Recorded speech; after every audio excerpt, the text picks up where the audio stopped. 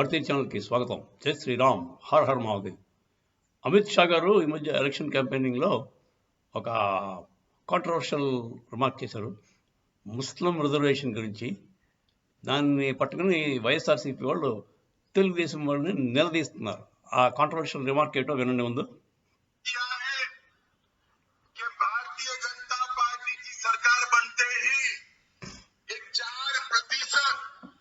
मुस्लिम आरक्षण हम समाप्त कर देंगे और ये 4% मुस्लिम आरक्षण का जो सीट बचता है वो एसटी, ओबीसी और एसटी में देकर उनको न्याय करने का काम ये भारतीय అదండి 4% ముస్లిం రిజర్వేషన్ తీసేసి ఎస్సీ, ఎస్టీ, ఓబీసీ వాళ్ళకి చేస్తాం, వాళ్ళకి న్యాయం చేస్తాం అని చెప్పి ఆయన క్లియర్ కట్గా చెప్పారు.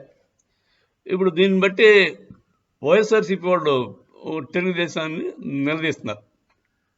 ఏమిటి అసలు మీ స్టాండ్? ముస్లిమ్స్కి ప్రోవా, ముస్లిమ్స్కి ఏం అని ఇప్పుడు బీజేపీతో ఉంటావా, ముస్లిమ్స్తో ఉంటావా అని కరాఖండిగా అడుగుతున్నారు వైఎస్ఆర్సీపీ వాళ్ళు. అంతకుముందు పురంధరేశ్వరి గారి మీద ఒక ట్రోల్ ఒకటి వచ్చిందండి. ఆవిడ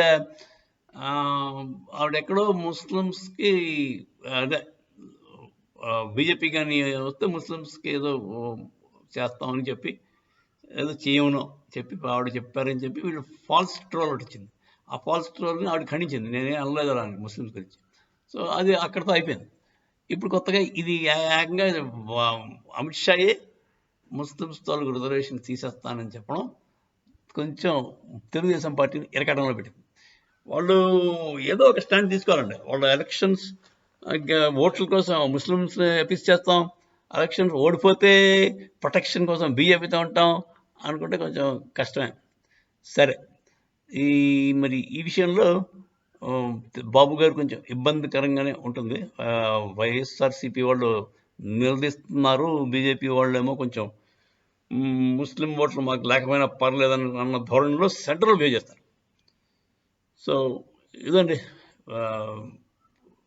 అడకత్తెరలో పోక చెక్కలాగా ఉంది మన తెలుగుదేశం పరిస్థితి. జై శ్రీరామ్.